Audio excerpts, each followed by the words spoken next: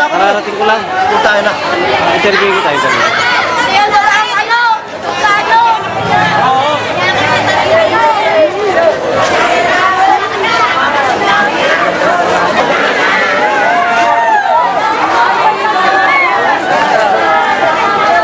Rally din kami.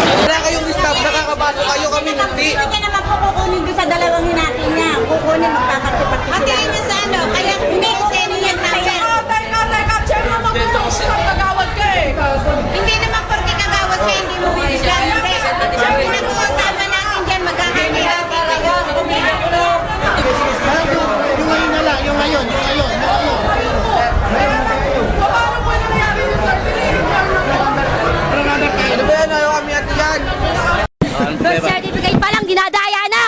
Paano ba kaya kapag ano na, dinuduga nyo na? Anong klase kaya iba pa nga pinapatulong sa bahay nyo para makuha nyo lang? Kadugaan naman yun. Kami nagbabayad kami dito ng birth certificate. Sila walang kahirap-hirap na kumukuha lang dito sa munisipyo. Kami nagbabayad kami. Nagpapakahirap kami pumila rito para lang makapagparehistro. Pero yung iba, dire-diretso lang. Pinapayagan nyo. Anong klase kayo dyan?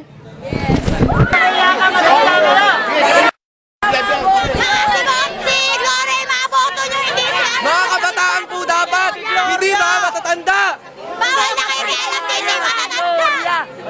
Sila wala silang kahirap-hirap kami. Naghihirap kami dito.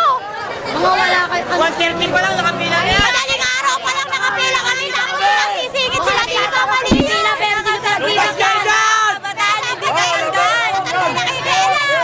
Yung isang bata po hinaras dahil po sa ticket. Pinagduduro ang bata. Pinagduduro ang bata. Kayo rehistruhin, gano'n. Ang nangyari po, gusto niyang makuha lahat ng ticket, pinagduduro niya ang bata. Umiyak na yung bata, hindi pa niya tinigilan. Roy Nieves Peria. Ang nagduro, Roy Rodriguez ang nagduro. Nisyo! Para hindi tayo magkagulo. Dahil kayo, lahat mandaraya.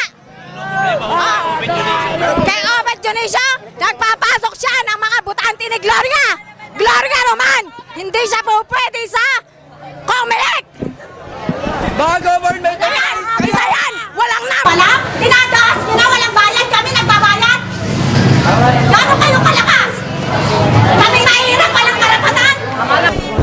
Ano po kami marirehistro niyan bukas? May periodical na po kami. Hindi na po dapat po ngayon po dapat nagsisimula na po. Dinadaya lang po yung ano namin. Wala pa po, di pa po kami nakakapagparehistro. Paano po dinadaya po? Imbis na nakakuha kami. Yung nakapila po kami, tapos pauuwiin pa po, meron na pong tarmac yung ano namin, tapos papauwiin pa po kami. Mali po yun. Ano pangalan mo? Nery Martinez po. Taga Mulawin po. Butante ka o kandidato? Ano po ako, humahabol din po ako. SK. SK po. Anong barangay? Mulawin po. Gorospe po. Saan ka yan? Talimundok po. O anong nangyari sa'yo? Dinuro-duro po ako hapon nung tatay nung kalaban ko. So ngayon, Samantalang nandun po yung anak niya, hindi po yung anak niya yung pinakausap. Siya po ang nagduduro. Marami pong tao, very crowded yung area. Ano naman, anong nangyari? Wala po. Ang sabi po nila ngayon, nirereklamo ko. Kasi po nung unang araw, naka-13 na stub. Ngayon po, dapat yung nag-solo na naka-13, wala nang ate. Ngayon sabi ng Comelec, nakalipas na daw po yun. Hindi na daw po dapat ano. Nasaan po yung justice? Eh, nakalipas na nga. Tapos hindi pa nila ano. Yung porket kahapon lang. Kahapon pa po kami nagrereklamo, hindi po kami pinapakinggan. Okay, sasama tayo pare, sama natin.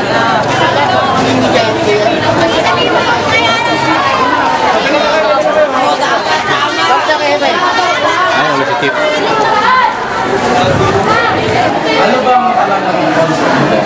Hindi po patas yung Comelec.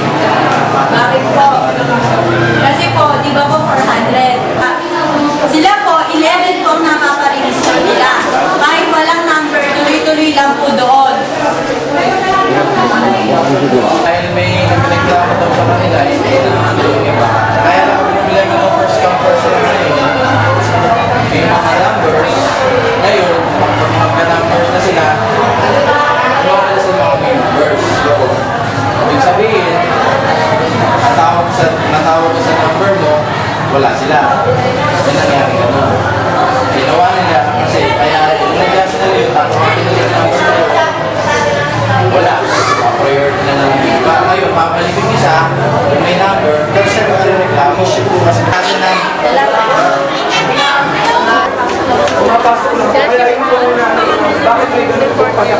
Hindi ko alam. Siguro nung Monday, maaga kami dito alas 4 na ipila ko ang mga bata. Hindi sila nakakuha ng number. Ano ipagwawala nila? Nakapila ang mga bata alas 4 ng madaling araw.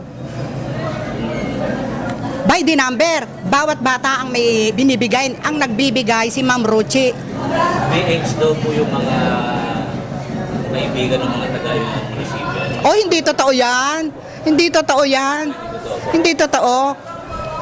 Ikaw, ako lang ang lumalakad. Ikaw ang anak mo nandito sa anuhan, hindi mo aalalayan. Oh, kung yung asawa niya nasa loob pero ang kapatid ko kailanman hindi pumasok ng Comelec.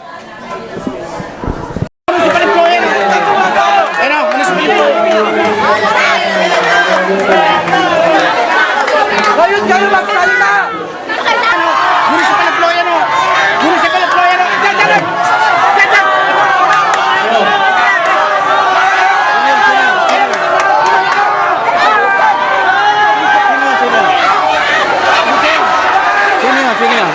Yung mga sinasabi nila, hindi alang pawang katotohanan kasi may mga ebidensya yung mga bata. Ang katotohanan, pabayaan natin yung bata sana. Kasi sila mga nagtatrabaho sa gobyerno, pagyari, ganyan na nakikita natin, mali, di ba? Kahit saan kayo pumunta, mali. Katulad nila LB. Bakit sila nandyan dyan? Tama, anak niya, magulang siya, pero hindi niya ba naintindihan na bawal sila? Dahil sila taong munisipyo. Umano sila, yung asawa niya, andyan dyan palagi, araw-araw. Yung bata, sabi niya, alas 4 pumila. Eh, mga pamangkin ko, alauna, nagsipila, hindi nila pinakon Magkaiba Kaya po, mawalang galang sa inyo, hindi ho ako nakikialam. Kaya lang nakikita ko, kasi pare-pareho po kami pumipila rito. Ako, alauna rin, pumila kami rito ng isang linggo. Eh, ang nakuha namin, ayan, katunayan, nakalabing 2 po kami. Yun lang ho. Si ex-Kapitan Noel po ng Barangay Tala, Tiongson. Opo.